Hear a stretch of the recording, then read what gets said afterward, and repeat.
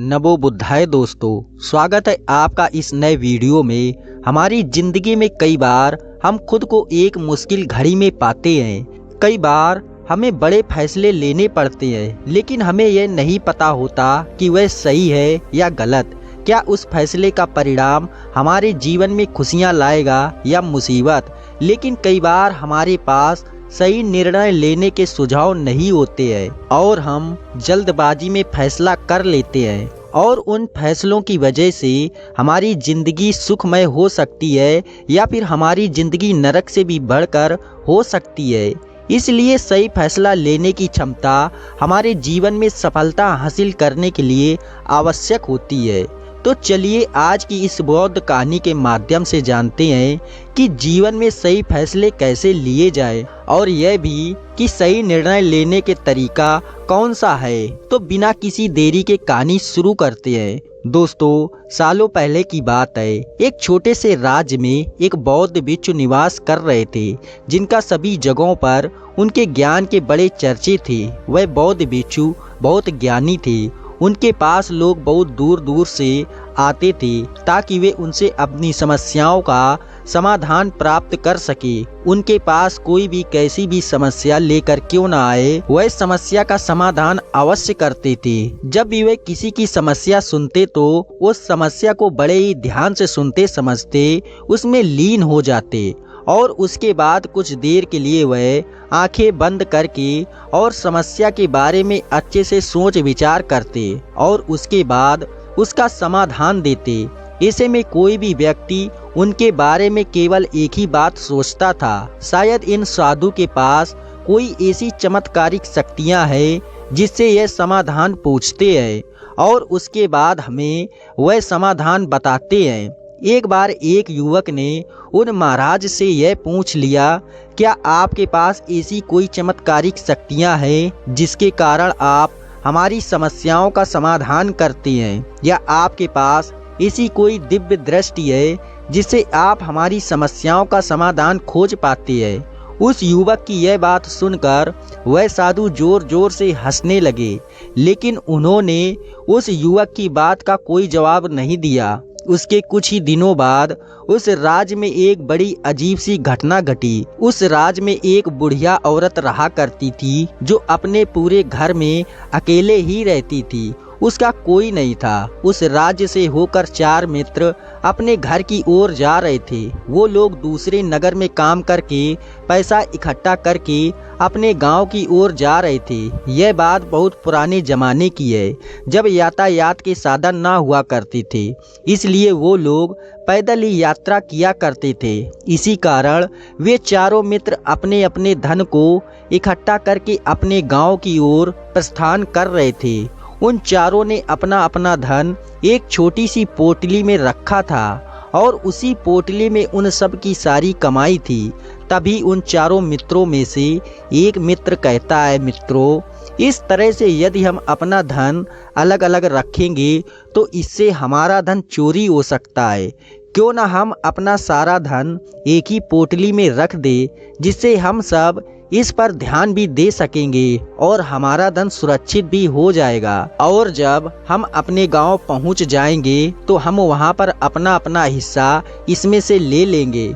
उन तीनों मित्रों ने उस युवक की बात मान ली, और वे सभी मिलकर अपना धन एक ही पोटली में रख देते हैं, और वे सभी मिलकर अपने गांव की ओर आगे बढ़ते हैं। चलते चलते काफी समय बीत चुका था और अब रात्रि होने वाली थी।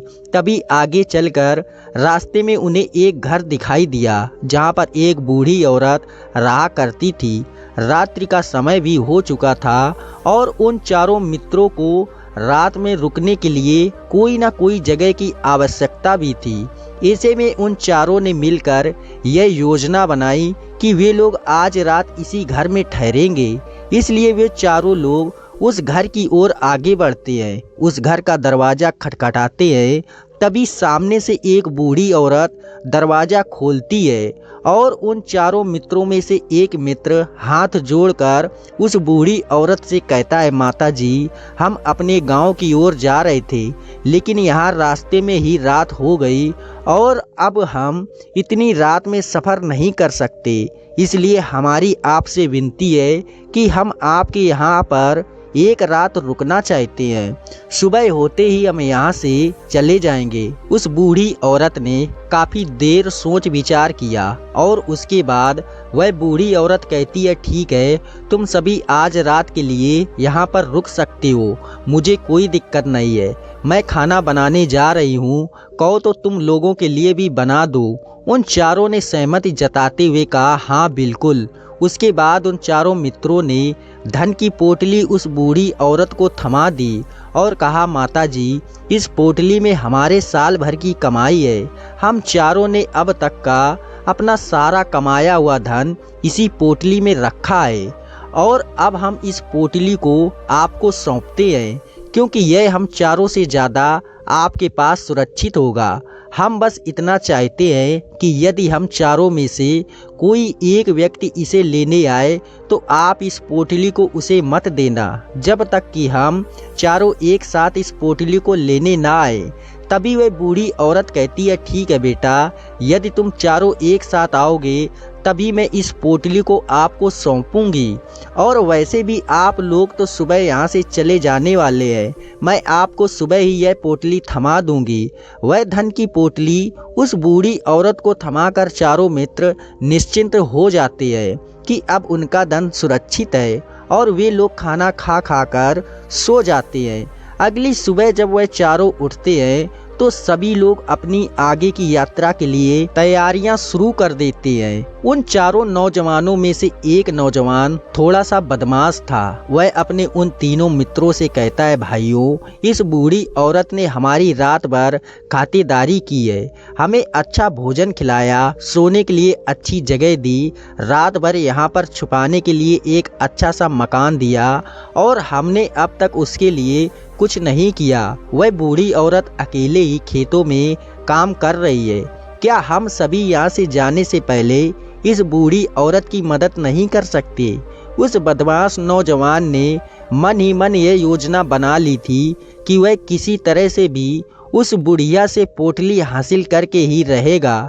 बाकी के तीनों मित्र उसकी बातों में आ जाते हैं और वे सभी मिलकर उस बुढ़िया की मदद करने अर्थात खेतों में काम करने के लिए चल पड़ते हैं।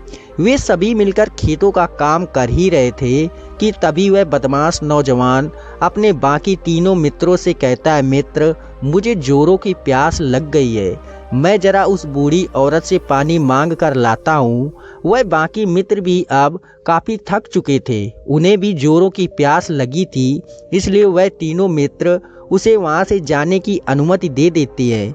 जैसे ही वह बदमाश उस बूढ़ी औरत के पास पहुँचता है, वह उस बूढ़ी औरत से कहता है, माता जी, अब हम यहाँ से जा रहे हैं, कृपया करके हमारे धन की पोटली हमें वापस दे दे।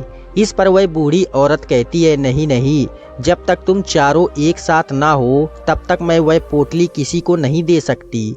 तुम्ही ने तो कहा था कि जब तक हम चारों एक साथ ना हो तब तक यह पोटली किसी को नहीं देनी है।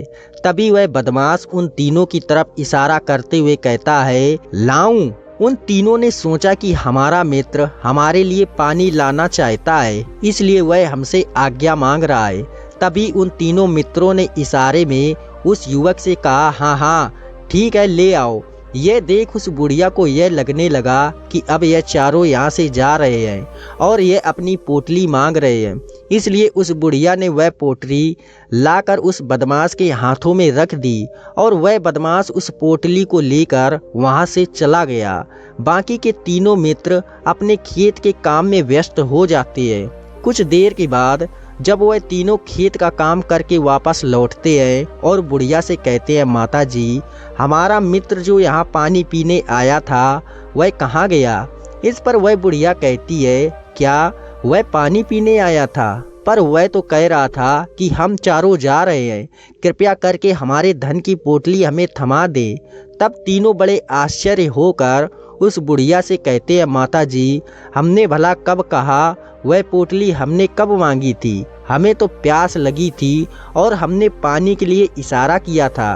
तभी बूढ़ी औरत उन तीनों से कहती है, परंतु अब तो वह पोटली लेकर जा चुका है। तभी वह तीनों मित्र सर पकड़कर रोने लगते हैं और कहते हैं, हे माता जी, उसमें हमारा सारा कमाया हुआ धन था जो वह अकेले लेकर भाग चुका है। हमने तो आपको कहा था कि जब तक हम चारों एक साथ ना आए तब तक आपको वह पोटली किसी को नहीं देनी है। फिर आपने ऐसा क्यों किया? इसमें आप ही की गलती है। हमने आपको उस पोटली की हिफाजत के लिए रखा था और आपने उसे एक ऐसे आदमी के हाथों में दे दिया जिसने हमारा सारा धन हमसे लूट लिया। हम बर्दाश्त नहीं करेंगे। हम राजा के पास जाएंगे और राजा से आपकी शिकायत करेंगे, न्याय की मांग करेंगे। अब तो इस बात का राजा ही फैसला करेंगे। तीनों नौजवान क्रोधित होकर राज दरबार में पहुंच जाते हैं और अपनी सारी समस्या उन राजा को बता देते हैं। जब वह राजा उन तीनों नौजवानों की बात ध्यानपूर्वक सुनता है तो वह तुरंत ही उस बुढ़िया को राज दरबार में पेश होने का आदेश देता है। राजा के आदेश पर राजा के सैनिक तुरंत ही उस बूढ़ी औरत को राज दरबार में पेश करते हैं और राजा भरी दरबार में उस बूढ़ी औरत को दोषी करार देता है और कहता है, तुम्हें वह पोटली उस अकेले व्यक्ति को नहीं देनी चाहिए थी। जब उन्होंने तुमसे कहा था कि जब तक वह चारों एक साथ उस पोटली को लेने ना आए तब तक तुम्हें वह धन किसी को नहीं देना चाहिए था। इसमें तुम्हारी गलती है और अब तुम्हें इसका हर्जाना भरना होगा। तुम्हें इनका धन लौटाना होगा। राजा का यह आदेश सुनकर बूढ़ी औरत फूट फूट कर रोने लगती है और राजा से मदद की गुहार लगाती है और कहती है, हे राजन, मैं तो एक बूढ़ी औरत हूँ और मेरे पास इतना धन नहीं है और ना ही मेरे घर में कोई ऐसा है जो धन कमाता हो। मेरे पास इतना धन नहीं है कि मैं इनका धन लौटा सकूं। मैं तो अकेली हूँ, बेसहारा हूँ। कृपया करके मुझ पर रहम करें।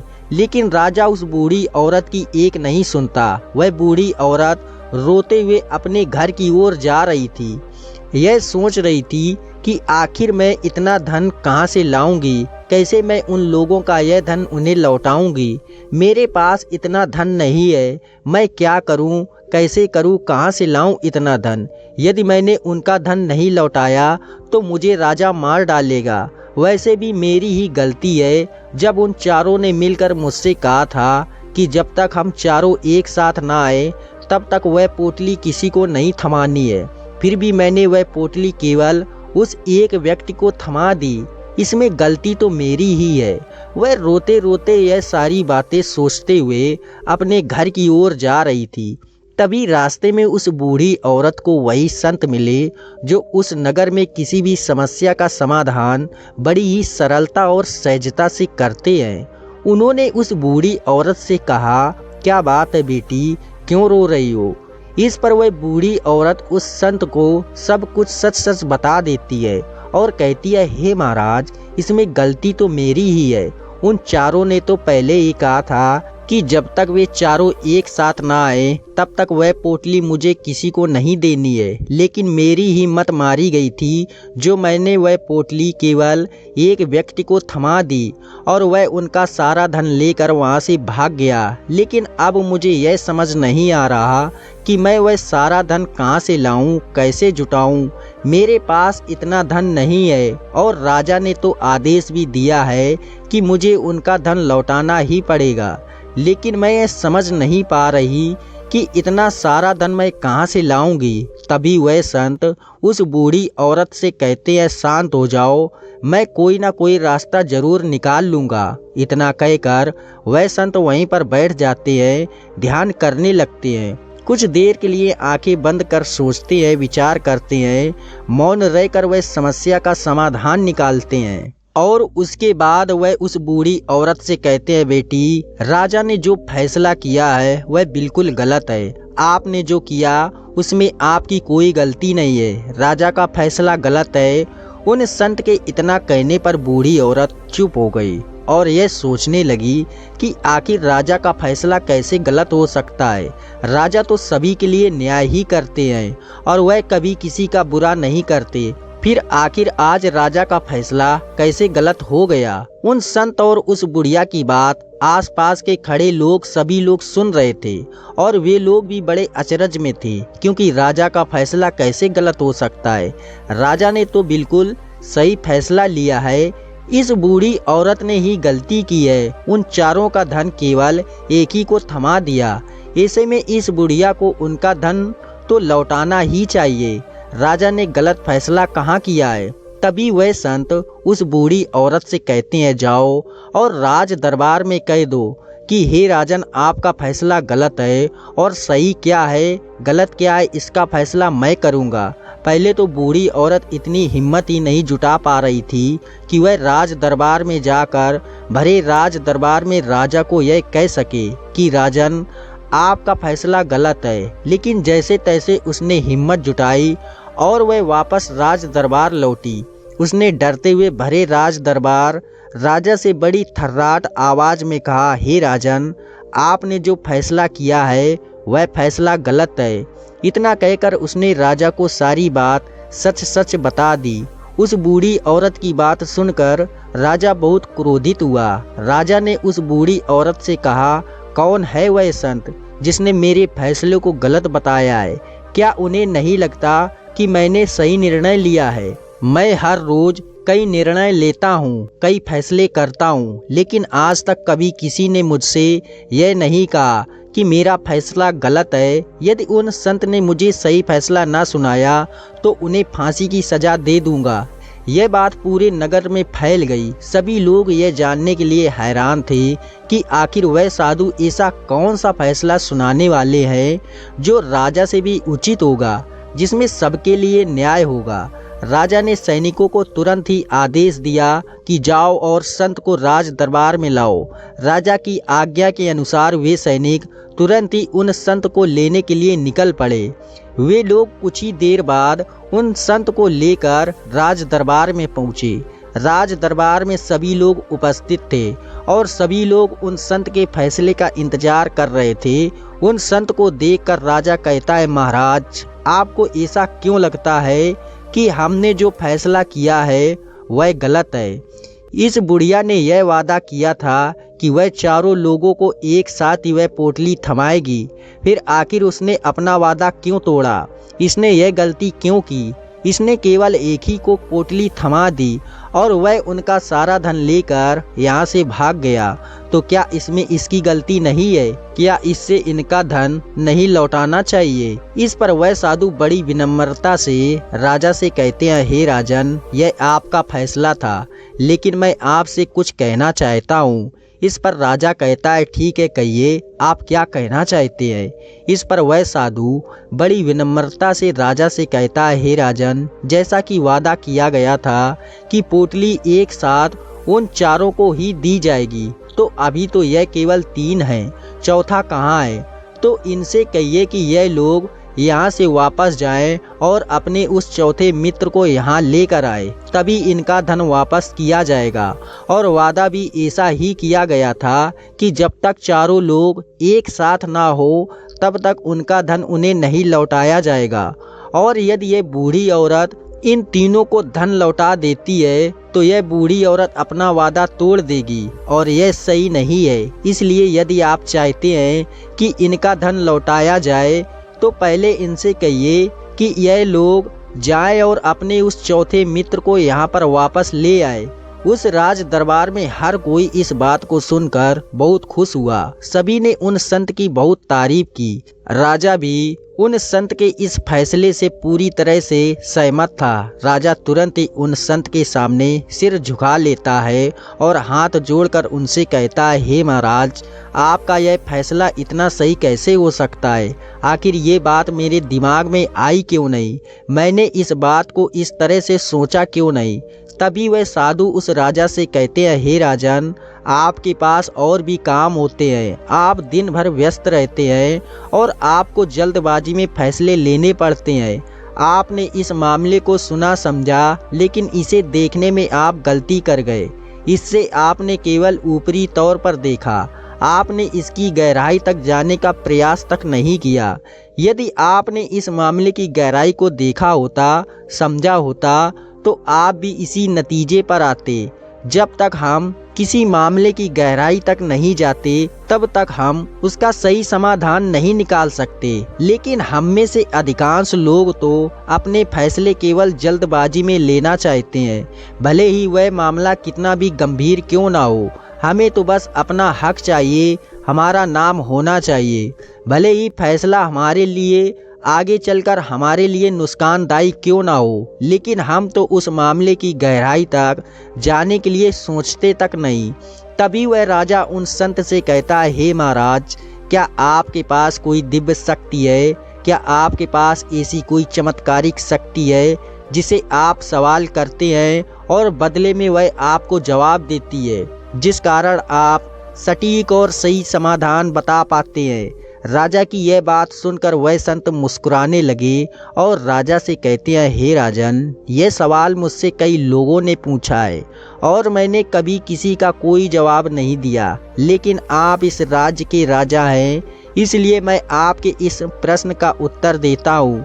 आप में से कई लोगों को यहाँ ऐसा लगता है कि मेरे पास कोई ऐसी शक्तियाँ हैं जिससे मैं बात कर सकता हूँ, जिससे मैं कोई भी समस्या का समाधान पा सकता हूँ। लेकिन मैं आप लोगों को एक बात सच सच बता देता हूँ, मेरे पास ऐसी कोई शक्तियाँ नहीं है। मैं तो केवल हर मामले की गहराई तक सोचता हूँ, उस बात पर विचार करता हूँ, और जब मैं विचार करता हूँ तो मेरे सामने कई सारे समाधान आते हैं, और जो समाधान मेरे सामने आते हैं मैं उन पर भी विचार करता हूँ, उनके बारे में भी गहराई तक जाता हूँ। और जब मुझे लगता है कि इस समस्या का समाधान यही होना चाहिए, तभी मैं समाधान उस व्यक्ति को देता हूँ ताकि वह अपनी समस्या का समाधान कर सके। अब आप ही सोचिए, आप जल्दबाजी में यह फैसला लेकर इस बुढ़िया का जीवन पूरी तरह से बर्बाद कर देते। हमारा पूरा जीवन केवल एक फैसले पर निर्भर करता है। यदि वह फैसला सही हुआ तो हमारा जीवन अच्छा बन जाएगा, और यदि वह फैसला गलत निकला तो हमारा जीवन नर्क से भी बदतर हो सकता है। इसलिए यदि आप सही और सटीक फैसला लेना चाहते हैं तो आपको मौन रहना सीखना पड़ेगा। मौन रहकर उस पर विचार करना सीखना होगा, क्योंकि हमारे फैसले ही हमारा भविष्य तय करते हैं, हमारी ही जिंदगी का अगला पड़ाव तय करते हैं। फिर चाहे वह फैसले छोटे हो या बड़े, वे ही हमारी जिंदगी को निर्धारित करते हैं। इसलिए सबसे पहले हमें सही फैसले लेने के लिए मौन रहना सीखना आवश्यक है, उन पर विचार करना आवश्यक है। और जब आप ऐसा करते हैं तो आपके सामने एक ही समस्या के कई सारे समाधान निकल कर आते हैं, और जब आप उन पर गौर करेंगे तो आपको यह समझ में आएगा कि उन फैसलों का समाधान कैसा होना चाहिए, कि समाधान से आपको क्या फ़ायदा होगा और क्या नुकसान होगा। या उस समाधान पर सोच और विचार करने पर ही आप उसे समझ सकते हैं, और तभी आप निर्णय भी ले सकते हैं कि क्या यह समाधान उचित रहेगा या नहीं। और यह सब संभव हो सकता है यदि हम कम बोलना शुरू करें। आप पूरी तरह से मौन हो जाए, इसका अर्थ यह है कि आप भीतर से शांत हो जाएं। और जब आप भीतर से शांत होने लगते हैं तो आपका मन स्पष्ट होने लगता है, साफ होने लगता है, और आप किसी भी चीज़ पर सोच विचार कर सकते हैं। और जब आप भीतर से शांत होने लगते हैं तो आप ऊपर से भी कम बोलते हैं, और जब आप धीरे धीरे कम बोलने की आदी हो जाते हैं तो आप साफ और स्पष्ट तौर पर सोच और समझ पाते हैं। आपकी विचारों में शुद्धता आ जाती है, जिससे आपको यह साफ और स्पष्ट देखने को मिल जाता है कि कौन सा फैसला सही होगा और कौन सा फैसला गलत होगा। आपको उस परिस्थिति में क्या करना चाहिए और क्या नहीं करना चाहिए। लेकिन हम में से अधिकांश लोग अपने आप को सही साबित करने के लिए, अपने आप को ऊंचा साबित करने के लिए अत्यधिक बोलते हैं, और इतना बोलते हैं कि हर कोई उनकी बातों को गंभीरता से नहीं लेता। उन्हें ऐसा लगता है कि मानो ज़्यादा बोलना ही हमारे लिए हमारा शस्त्र है। लेकिन वह यह भूल जाते हैं कि वह अत्यधिक बोलकर मूर्ख बन रहे हैं। लोग हमारा मजाक बनाते हैं, हमें मूर्ख समझते हैं, हमसे दूर रहने लगते हैं क्योंकि उन्हें हमारी बकबक अच्छी नहीं लगती। लेकिन जब आप भीतर से शांत होने का प्रयास करते हैं और धीरे धीरे भीतर से शांत होने लगते हैं तो आप खुद ब खुद जब आप कम बोलना शुरू करते हैं तब आप अपने आप को बहुत अच्छी तरह से समझना शुरू कर देते हैं, अपने आप पर अच्छी तरह से विचार करना शुरू कर देते हैं। तब आपको यह बात भी बहुत अच्छी तरह से समझ में आने लगती है कि जो हम बेकार की बकबक करते हैं उस पर हमारे शरीर की बेवजह ही कितनी सारी ऊर्जा यूं ही व्यर्थ हो जाती है, नष्ट हो जाती है, जिसे हम चाहें तो किसी ज़रूरी काम में लगा सकते हैं, फैसले लेने में लगा सकते हैं, जिससे हम तनाव मुक्त रह सकते हैं और हमें अच्छी नींद भी आ सकती है।